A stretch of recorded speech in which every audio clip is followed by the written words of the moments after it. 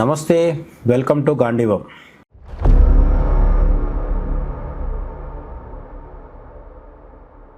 పాకిస్తాన్ అంటేనే కొంత పిచ్చి, కొంత పైత్యం, కొంత ఉన్మాదం, కొంత దిక్కుమాలినతనం ఇవన్నీ మనకు కనిపిస్తూ ఉంటాయి.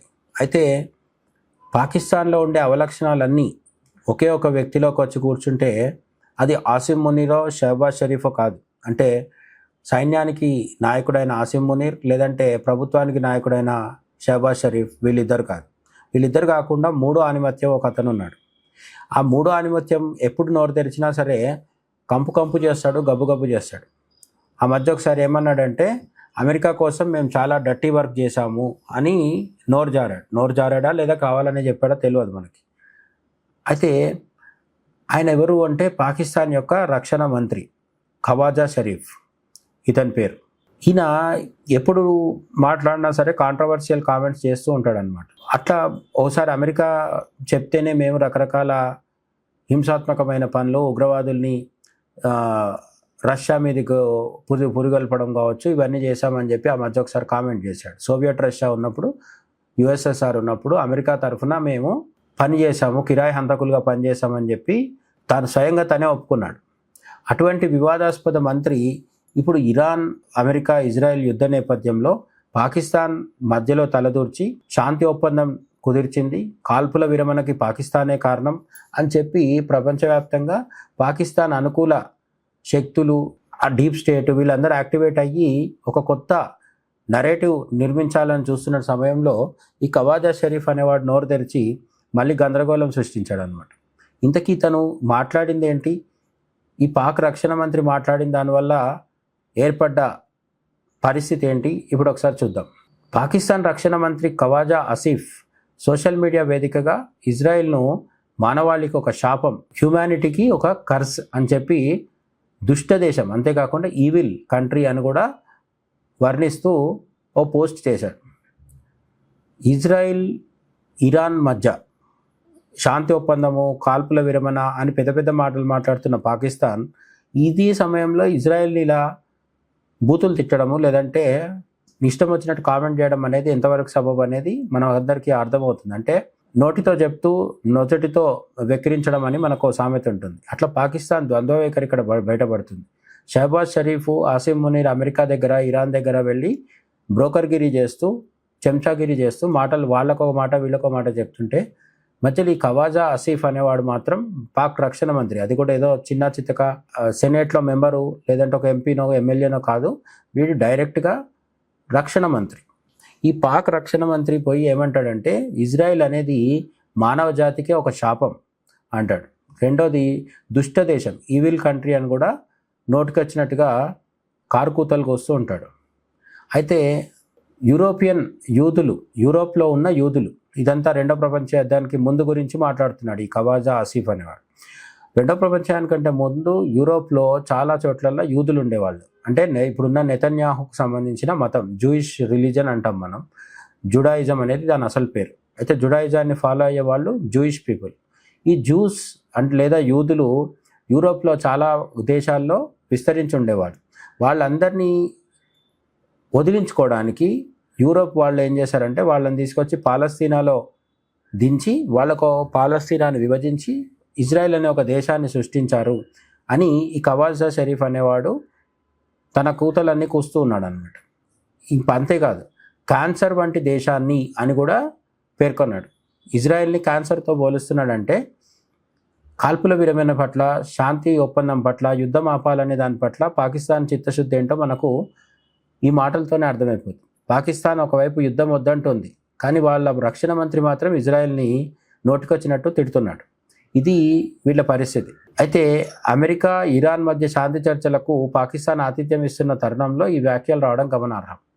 ఇస్లామాబాద్లో అమెరికా వాళ్ళు, ఇరాన్ వాళ్ళు, అలాగే వీలైతే ఇజ్రాయెల్ వాళ్ళు, వీళ్ళందరూ వచ్చి కూర్చొని చర్చించి యుద్ధానికి శాశ్వత పరిష్కారం వెతుకుదామని చెప్పి ప్లాన్ చేస్తున్నారు. ఇస్లామాబాద్కి ఇటు ఇరాన్, అటు అమెరికా, ఇజ్రాయెల్ వాళ్ళు రావాలంటే ఈ ఖవాజా షరీఫ్ లాంటి వాళ్ళు ఇలాంటి బాధ్యతారహితమైన మాటలు, ఇజ్రాయెల్ని క్యాన్సర్తో పోల్చడం, ఇజ్రాయెల్ని ఈవిల్తో పోల్చడం, అంటే దుష్ట దేశము, రాక్షస దేశము అని అనడము, ఇవన్నీ దేనికి సంకేతం? యుద్ధం ఆగిపోవాలనే చిత్తశుద్ధి పాకిస్తాన్కి ఏం లేదు. కానీ యుద్ధం ఆపుతున్నట్టుగా బిల్డప్లు ఇస్తూ డ్రామాలు చేస్తూ తన పబ్బం గడుపుకుంటుంది అనమాట. అయితే ఇదే సమయంలో ఈ ఖవాజా ఆసిఫ్ అనేవాడు చేసిన పాక్ రక్షణ మంత్రి చేసిన కామెంట్స్పై ఇజ్రాయెల్ ఏమంటుంది అంటే, ఈ వ్యాఖ్యలపై ఇజ్రాయెల్ ప్రధాని కార్యాలయం తీవ్రంగా స్పందించింది. ఇజ్రాయెల్ నాశనాన్ని కోరుకునే ఇటువంటి వ్యాఖ్యలు ఏ ప్రభుత్వం నుండి కూడా సహించబోమని హెచ్చరించింది. ఇజ్రాయెల్ మొదటి నుంచి కూడా పాకిస్తాన్ని నమ్మట్లేదు. ఇప్పుడు కూడా ఈ ఖవాజా ఆసిఫ్ అనేవాడి మాటల తర్వాత మరొకసారి ఇజ్రాయెల్కున్న అనుమానాలన్నీ మరోసారి నిజమయ్యాయి. ఇరాన్ వైపు పాకిస్తాన్ నిలబడి ఇజ్రాయెల్ని మొత్తం దోషిగా చూపించే కుట్ర జరుగుతుందని ఇజ్రాయేలీలు భావిస్తున్నారు. ముఖ్యంగా నెతన్యాహు పాకిస్తాన్ అనుమానిస్తున్నాడు. అదే విధంగా తమ గురించి పిచ్చి పిచ్చి వ్యాఖ్యలు చేస్తే అసలు సహించబోమని కూడా నెతన్యాహు తరఫున ఇజ్రాయెల్ ప్రతినిధులు గట్టిగా హెచ్చరించడం జరిగింది. అంతేకాకుండా పాకిస్తాన్ ఒక నిష్పక్షపాత మధ్యవర్తిగా ఉండలేదని, చర్చలకు ఆతిథ్యం ఇచ్చే అర్హత దానికి లేదని కూడా ఇజ్రాయెల్ అమెరికా ప్రతినిధులు ఇప్పుడు తాజాగా మండిపడుతున్నారు. మొదట్లో ట్రంప్ పాకిస్తాన్ వల్లే శాంతి సాధ్యమైంది, కాల్పుల విరమణ సీజ్-ఫైర్ సాధ్యమైంది అని చెప్పినప్పటికీ స్లోగా ఒక్కొక్క రోజు ఒక్కొక్క గంట గడుస్తుండడంతో పాక్ నక్క తెలివితేటలు, పాక్ ఊసరవెల్లి వేషాలు బయటపడడంతో ఇప్పుడు ఇజ్రాయెల్, అమెరికా, ప్రధానంగా ఇజ్రాయెల్ పాకిస్తాన్ వ్యవహార తీరు, పాకిస్తాన్ నాయకుల నోటి దురద, దీని గురించి చాలా తీవ్రంగా మండిపడుతున్నాయి. అమెరికాలో ఉన్న ఎంపీలు ఏమంటున్నారంటే, అమెరికా కాంగ్రెస్ సభ్యుడు జోష్ గొథైమర్ వంటి వారు ఈ వ్యాఖ్యలను అత్యంత అసహ్యకరమైనవి, చాలా చండాలంగా ఉన్నాయి ఈ కామెంట్స్, ఖవాజా ఆసిఫ్ పాక్ రక్షణ మంత్రి చేసిన కామెంట్స్ అని ఆయన పేర్కొన్నాడు. యూదులపై ద్వేషాన్ని ప్రదర్శిస్తున్నారని. సాధారణంగా ఇరాన్లో కానీ, పాకిస్తాన్లో కానీ, అలాగే మధ్యప్రాచ్యంలో ఉన్న ఇస్లామిక్ దేశాలన్నింటిలో కూడా సామాన్య ముస్లింలందరికీ కూడా ఇజ్రాయెల్ మీద నిరంతరం దేశాన్ని నూరిపోస్తూ ఉంటారు, వాళ్ళ మత పెద్దలు కావచ్చు, రాజకీయ నాయకులు కావచ్చు. భారతదేశంలో ఉన్న ముస్లింలది కూడా సేమ్ పరిస్థితి. ఇజ్రాయెల్ని బూచిగా చూపించి ఇక్కడున్న సామాన్య ముస్లింలని ఇజ్రాయెల్కి వ్యతిరేకంగా బ్రెయిన్ వాష్ చేస్తూ ఉంటారు. అటువంటి వాళ్ళందరినీ ఎంటర్టైన్ చేయడం కోసం ఈ ఖవాజా ఆసిఫ్ అనేవాడు ఇజ్రాయెల్ గురించి రకరకాల వ్యాఖ్యలు చేయడంతో అమెరికన్ ఎంపీలు కూడా దీన్ని తప్పుబట్టి చాలా బలంగా వ్యతిరేకిస్తున్నారు. ఇటువంటి కామెంట్స్ చాలా అసహ్యకరమైనవి అని బలమైన పదాలతో తిడుతున్నారు. అయితే ఇస్లామాబాద్లో జరగాల్సిన చారిత్రాత్మక శాంతి చర్చలకు ఈ వివాదం ఒక పెద్ద అడ్డంకిగా మారింది. పాకిస్తాన్ తటస్థతపై ఇప్పుడు ప్రపంచ దేశాలకు అనుమానాలు మొదలయ్యాయి. రెండు దేశాలని పిలిచి కూర్చోబెట్టి యుద్ధం మానేయండి అని మేము చెప్తాము అని ముందుకొచ్చింది ఇస్లామాబాద్, పాకిస్తాన్. కానీ ఇరాన్, ఇజ్రాయెల్, అమెరికాలను పిలిచి చర్చలకు పిలిచి ఇస్లామాబాద్లో చర్చించండి అని పిలిచిన పాకిస్తానే ఇరాన్ని సమర్థిస్తూ ఇజ్రాయెల్ని ఏకపక్షంగా ఈవిల్ కంట్రీ అని చెప్పేసి, క్యాన్సర్ అని చెప్పి రకరకాలుగా కామెంట్స్ చేస్తూ వ్యాఖ్యానిస్తుంటే అప్పుడు అది నిష్పక్షపాతంగా ఉన్నట్టు, ట్రాన్స్పరెంట్గా ఉన్నట్టు కాదు. కాబట్టి ఈ చర్చలు పెద్దగా ఉపయోగపడవు, ఫలించవని మాత్రం చాలామందికి ఆల్రెడీ నమ్మకం కలిగిందనమాట. అంతేకాకుండా లెబనాన్ విషయంలో కూడా గాజా, ఇరాన్ తర్వాత ఇప్పుడు ఇజ్రాయెల్ లెబనాన్లో మారణ హోమం సృష్టి చేస్తోందని ఖవాజా ఆసిఫ్ ఆరోపించారు. ఈ ఖవాజా ఆసిఫ్ అనేవాడు లెబనాన్ విషయాన్ని కూడా ప్రస్తావిస్తూ గాజా తర్వాత, ఆ తర్వాత ఇరాన్ తర్వాత ఇప్పుడు లెబనాన్ మీద ఇజ్రాయెల్ బాంబుల దాడి చేస్తుంది అని చెప్పి తప్పుపట్టాడు.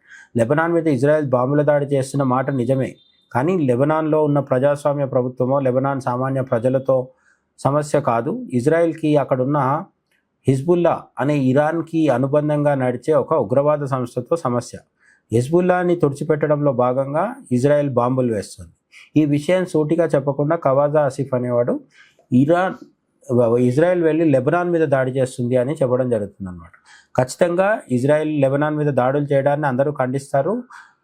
విచ్చలవిడి దారుణమైన హింసని ఎవరు సమర్థించరు. అలాగే లెబనాన్లో ఉన్న సామాన్య ప్రజలు, మహిళలు, పిల్లలు వీళ్ళు చనిపోవడాన్ని కూడా మనం అందరం వ్యతిరేకిస్తాం, ఖండిస్తాం. కానీ అక్కడ జరుగుతున్న పూర్తి విషయాన్ని చెప్పకుండా ఖవాజా ఆసిఫ్ అనేవాడు ఏకపక్షంగా ఇజ్రాయెల్ని మాత్రమే తప్పుపడుతున్నాడు తప్ప హిజ్బుల్లా అనే ఉగ్రవాద సంస్థ పేరెత్తట్లేదు. హిజ్బుల్లాని తప్పుపట్టే ధైర్యం కానీ చిత్తశుద్ధి కానీ ఈ ఖవాజా ఆసిఫ్ అనే పాక్ రక్షణ మంత్రికి ఉంటాయని మనం ఆశించడం కూడా దండగే.